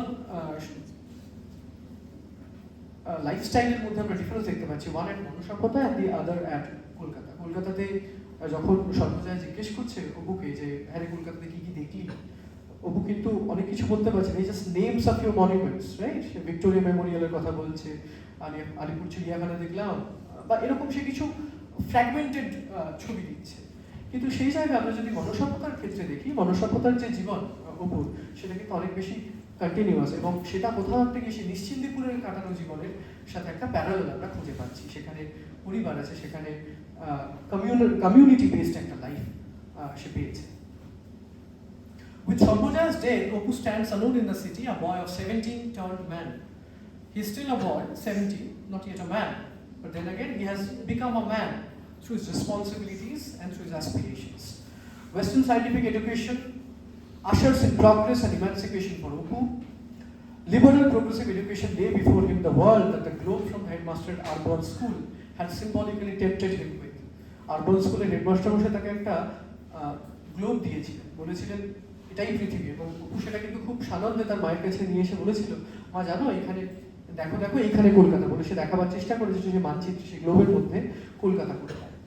তো সেই যে রিয়ালিটিটা, সেই যে স্বপ্নটা, সেই যে প্রলোভনটা, শহুরে জীবনের যে প্রলোভনটা যেটা আরবান স্কুলের হেডমাস্টার মশাই দেখিয়েছিলেন, সেটা কিন্তু অপুর আজ বাস্তবায়িত হতে চলেছে।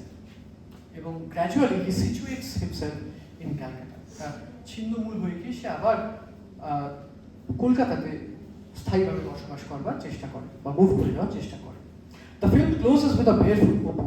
শেষ দৃশ্যে দেখা যাচ্ছে যে অপুর মা মারা গিয়েছে এবং সে থাকতে পারেনি, সে এসে জানতে পারছে যে তার মার শেষকৃত্য হয়ে গিয়েছে। সো শেষকৃত্য হয়নি, সরি, তার মা গত হয়েছে, সর্বজয়া দ্যাট ইজ, এবং সে খালি পায়ে সে কিন্তু কটমট করে হেঁটে চলেছে স্টেশনের দিকে, কারণ সে কলকাতার ট্রেন ধরবে। সে বলে যায় তার দাদুকে যে দাদু, যখন তার দাদু জিজ্ঞেস করে যে মায়ের শ্রাদ্ধ অনুষ্ঠানটা অন্তত এখানে করে যান, সে তখন বলে যে না, ওটা আমি দেখে নেবো, ওটা আমি দেখে নেবো, কালীঘাটে করে নেবো। So then again he doesn't even look over his shoulder, সে একবারও ফিরে তাকায় না। তো সেই যে জীবনটাকে আর মানে মনসভ্যতার যে জীবনটাকে, সেই যে রুরাল যে লাইফস্টাইল, সেটাকে সে একেবারে ফিরে আসছে, ট্রেডিশন কমিউনিটি লাইফ, সেটাকে সম্পূর্ণ ফেলে সে কিন্তু আগিয়ে যাচ্ছে towards urban modernity.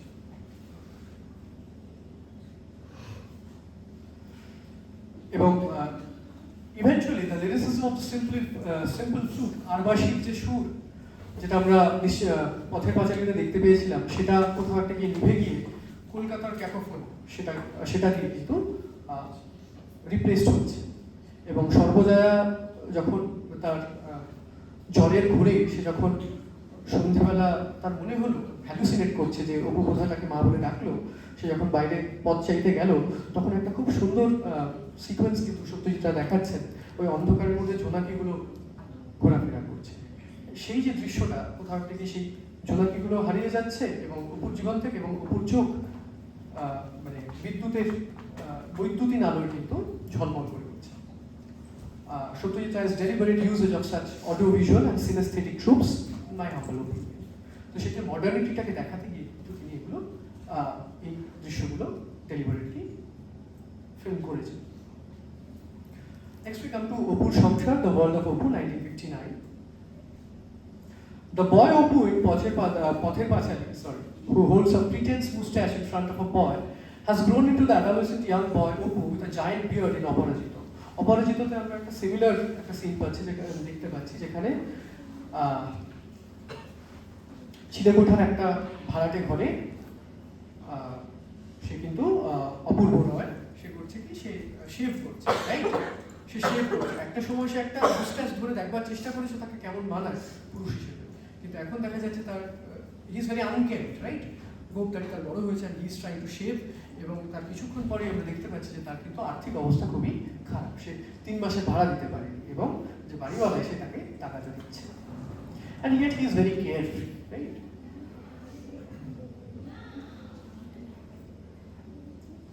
A carefree, independent Opu aspires to be a writer. He has his hands on a personal fiction of a novel where the protagonist, like himself, has an indomitable will to live life fully. সে তার বন্ধু কুলুকে একটা জায়গাতে বলছে যে সমস্ত হিন্ড্রেন্সেসের সত্ত্বেও আমার character, আমার প্রোটাগনিস্ট, সে খুবই আমার মতো, সে কিন্তু তার একটা 5 বার একটা অদম্য শক্তি রয়েছে। সেই প্রাণ শক্তিটাই কিন্তু আমরা দেখতে পাচ্ছি অপুর মধ্যে, and he confesses, he admits that novel is itself autobiographical. সে বলছে হ্যাঁ, এটা তো আমার যে গল্পটা তার শেষ করা হয়ে ওঠে না, কিংবা শেষ হয়ে ওঠে না। সেই নভেলটাকেও সে কিন্তু ছুঁড়ে ফেলে দিচ্ছে কেয়ারলেসলি, সেটা একেবারে শেষের দিকে আসছে। এরকম একটা জায়গাতে খুলনাতে পুরুর সাথে সে যখন একটা বিয়ে বাড়ির নিমন্ত্রণ খেতে গিয়ে একেবারে অপর্ণাকে বিয়ে করে বাড়িতে নিয়ে আসছে, কারণ সেখানে একটা অঘটন ঘটে, সেখান থেকে সে নিয়ে আসছে। কিন্তু তার তো কোনো চালাচুলো নাই, রাইট? তার Bengali man, lazy, almost very lazy, সে তার বাঁশি বাজাতে ভালোবাসে, তার তো কোনো কাজ নেই, সে ক্লার্কের কাজ করবে না। He is strictly oppose to doing ক্যারানির কাজ কেন করবো, that is his question, right? কিন্তু আমরা দেখছি যখন সে বিয়ে করে নিয়ে আসছে অপর্ণাকে এবং সে বুঝতে পারছে যে তার হাউসহোল্ড রেসপন্সিবিলিটিস তাকে নিতে হবে, সে কিন্তু সেই ক্যারানির অফিসে দিয়ে কাজ করছে। He works as a stenographer, as a typewriter, right? Typist. He becomes apologetic for Aparna's bleak marital material prospects with him as a husband. Aparna's faith in him, his silent acceptance and her silent acceptance and uncomplaining attitude sparks a beautiful relationship between them. তো অপু প্রথম ভীষণ insecure হয়ে পড়ছে যে আমার তো কোনো কিছুই নেই, আমি তোমাকে কি ধরনের একটা জীবন দেবো, বিশ্বাস করো, হি ট্রাইস টু সে, বিশ্বাস করো আমি বিয়েতে রাজি হতে চাই, কিন্তু এমনভাবে তোমার বাবা এটা রাখলেন আমি আর কথা ফেলতে পারি। ইট ওয়াজ আ মিসহ্যাপ। সেই জায়গা থেকে অপু একটা নতুন এক্সিস্টেন্সেতে বিয়ের পর সে কিন্তু একটা নতুন এক্সিস্টেন্সেতে এসে পড়ছে, একটা নতুন বাস্তব এসে পড়ছে। কিন্তু একটা তফাৎ সে দেখতে পাচ্ছে যে তার মা হরিহরের উপর বা তার বাবার উপর যখন আর্থিকভাবে ডিপেন্ডেন্ট ছিলেন, তখন কিন্তু তার মধ্যে রিজেন্টমেন্ট কিছু কাজ করত, এবং যখন সেই প্রোভাইডারের রোলটা তার উপর এসে পড়লো বা সে যখন অ্যাজিউম করলো, তখনও কিন্তু তার উপরেও কিছুটা হলেও এই এক্সপেকটেশনের একটা প্রেশার সে কিন্তু ফিল করেছে বারংবার। সেই এক্সপেকটেশনের যে প্রেশারটা, সেই যে ইনসিকিউরিটিগুলো কিন্তু অপর্ণার কাছে তার ভ্যানিশ হয়ে যাচ্ছে, because Aparna is very she is not so resentful, right? সে সব কিছুতেই বেশ আমি চালিয়ে নেবো, আমি ম্যানেজ করে নেবো, আমরা চালিয়ে নেবো, আমরা ম্যানেজ করে নেবো, এরকম একটা রেটরিকেতে সে বিশ্বাস করে। কিন্তু একটা ডিফারেন্স আমাদেরকে দেখতে হবে, এই যে নতুন বাস্তবে অপু যে এসে পড়ছে, অপু কিন্তু কোথাও থেকে তার যে রাইটার বা তার যে ক্রিয়েটিভ আইডেন্টিটি সেটাকে কিন্তু সে বিসর্জন দিচ্ছে। And he, that complacence, he becomes so complacent in his marital life that he abandons his novel. একে অপরকে চিঠি লিখছে, যখন অপর্ণা খুলনার জন্য রওনা দিচ্ছে, সেটাও খুব সুন্দরভাবে ডেপিক্ট করেছেন Satyajit Ray. And this is a man in love and he is almost very unbalanced and he's a madman, right? He's mad in love. So moments in the daily life show Opu evolving into an emotive man, one who fans her wife while she eats, a man who shows tantrums like a little boy now and then. Aparna anchors Opu grounds into life, an aspirational writer who had abhorred the idea of working as a clerk before Pulu, his friend, has now taken to a stenographer's clerical job. Opu, all this while, abandons his creative self.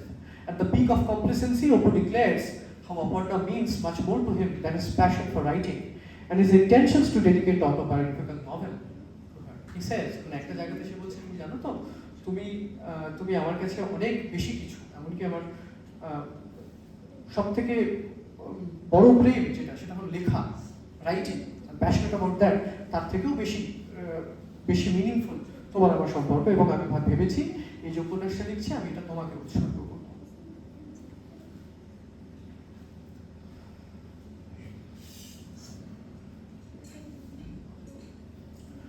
This sense of completion and complacency proves short-lived. কিন্তু এটা খুবই ক্ষণস্থায়ী।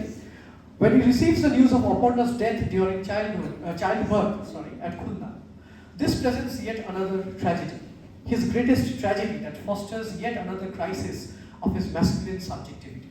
Subjectivity তো evolved হচ্ছে, but at this moment his subjectivity is completely extinguished almost. সে পাগল হয়ে যাচ্ছে, তার মধ্যে কোনো সেন্স, the subjective self বলে, he has lost all sense of self. And Pulu asks him later, "Tu ki pagal hoyechish?" He actually has become a madman.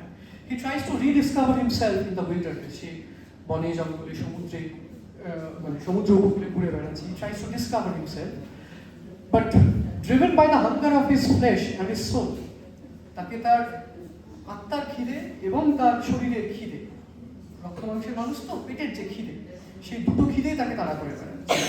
একটা জায়গাতে তার হি ইজ ভেকেন্ট বিকজ একটা ভ্যাকিউম ক্রিয়েট হয়েছে অপর্ণার চলে যাওয়াতে, because he felt Aparna completed him. The Aparna's death, demise, actually makes him, cracks him open. So he cannot feel another half of him. So that is there. And besides that, তার তো পেটেরও একটা রক্ত মাংসের মানুষ থেকে পেটেরও একটা খিদে রয়েছে। এই দুটো ক্ষুধার তাড়নার মধ্যে সে একটা সময় গিয়ে রিয়েলাইজ করে যে একটা ক্ষুধা তো আমি অন্তত নিবারণ করতে পারবো। তাই সে ছোটনাগপুর অঞ্চলে একটা কয়লা খাদানেতে কাজ করে। প্রায় 5 বছর সে কিন্তু নিরুদ্দেশ। সেখানে পুলু খোঁজ নিতে নিতে তার বন্ধু পুলু কলেজের বন্ধু পুলু খোঁজ নিতে নিতে 5 বছর পরে এসে দেখা করছে। অ্যান্ড পুলু সে বিদেশে ছিল, সে ফিরে এসে তাকে জিজ্ঞেস করে অ্যাবাউট হিজ প্যাটার্নাল রেসপন্সিবিলিটি, যে তো স্ত্রী তো হয়তো মারা গিয়েছে। He asks Apu that, you know, even though you have lost a wife, your child is still living. What about him? Out of his and Opu has been dismissive of his realities, emotions, connections, and his past. So Opu was someone who was escaping from his past. All the while, take kichu khetre he has been forced to run from his past or run from his present towards the future. So the present becoming the past for him. But in this point of time, after Aparna's death, he actually escapes from his present. He escapes from his past. He does not want to be reminded of his responsibilities. He shuns human civilization. So Opu confesses that he blames his son Kajol for Aparna's death, and only realized after Pulu's confrontation that his anger was misplaced and misdirected. তার প্রথমবার কি মনে হলো, পুলু যখন তাকে প্রশ্নটা করলো তখন তার মনে হলো যে না, তার রাগটা ক্ষোভটা হয় ভুল মানুষের উপর করেছে। To make amends, he returns to Khulna in search of his son Kajol. He has never seen, যে কাজলকে সে কখনো দেখেনি। এই কাজলের যখন খুলনাতে যখন কাজলকে ডিপিক্ট করা হচ্ছে, he is shown as that notorious kid, almost as notorious as Opu was in his childhood, right? And that brings back, or that evokes parallelisms between the son and the father when he was young. So the sight of his son and his close resemblance to Aparna softens him. So when first he lays his eyes upon Kajol, who was convalescing from, who was recovering from fever, he looks while he was laying on the bed, right? So Kajol শুয়ে বিছানাতে শুয়ে কিন্তু সে তার বাবার দিকে একবার তাকায়, এবং তখন আমরা দেখি যে অপুর দৃষ্টিটা কিন্তু একদম ফিক্সেটেড হয়ে যায় ইনটু হিজ আইজ। যদি মনে পড়ে, যদি আমরা একটু ভালো করে দেখি, থাকি আমি পরপর সাকসেশনে দেখেছি বলে আমার মনে আছে, একটা রেফারেন্স আছে একটা জায়গাতে অপুর সংসার, কিন্তু একটা জায়গায় জিজ্ঞেস করছে, সদ্য বিবাহিত সে অপর্ণাকে জিজ্ঞেস করে তোমার চোখে কি আছে বলো, and she says Kajol, right? And that is the same Kajol he sees for the first time after maybe a tenure of 5 years, 5 বছর পর। সে 5 বছর পর সেই কাজলের চোখে সেই একই কাজলের রিফ্লেকশন সে পেয়েছিল কিনা জানি না, but those eyes we can be very pretty sure that they are very closely resembling to one another. সেটা আমরা দেখেছি। চোখ দুটো কিন্তু ভীষণই ইমোটিভ এবং almost that like that of his mother, right? So that evokes his, তো তার স্ত্রীকে সে হারিয়েও কিন্তু তার সন্তানের মধ্যে দিয়ে সে আবার তাকে ফিরে পাচ্ছে।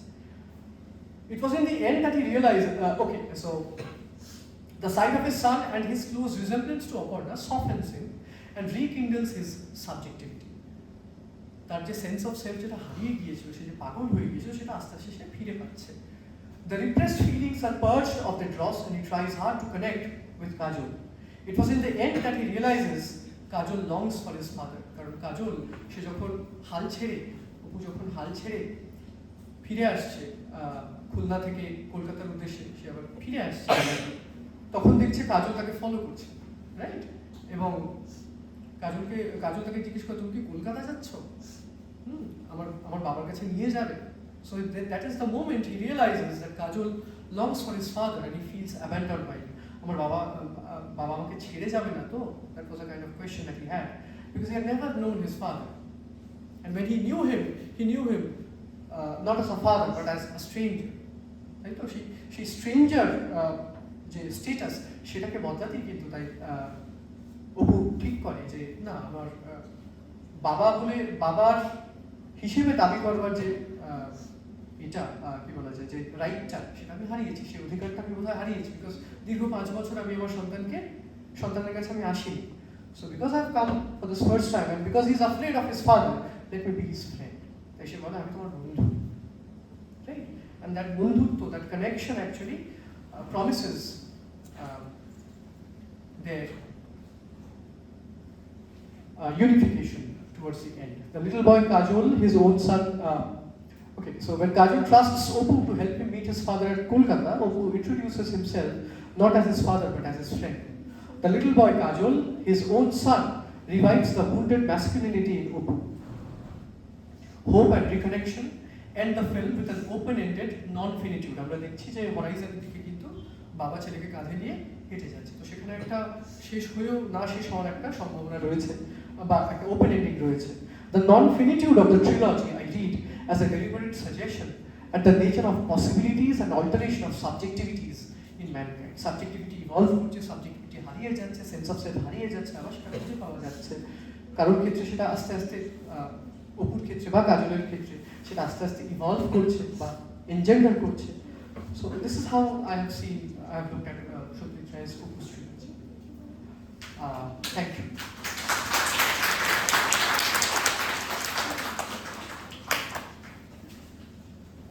I have been entrusted with the duty of putting the word of thanks because I think the organizers have all left. So, anyway, the one line I came to actually comes to my mind is Bhagge Khoka Chilo Mayer Shathe. So, Bhagge Shourabh Chilo Amader Shathe.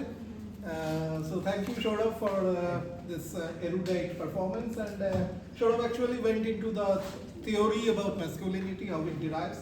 He tried to be very elucidate, tried to be as simplistic as possible to go through the theoretical aspect. And then he kind of moved into the Opu trilogy. So he moved into the Opu trilogy, and obviously in every seminar, in every conference, this is a regular thing that we are always short of time. So this happened with our presentation today as well. But thank you Shourabh, and a big thank to Shourabh once again. And also thanks to the audience for your patience. Exactly, আমি এটাই বলতে চাইছি, আপনারা তো ধৈর্য ধরে দেখেছেন, thank you. Okay, so that is the end.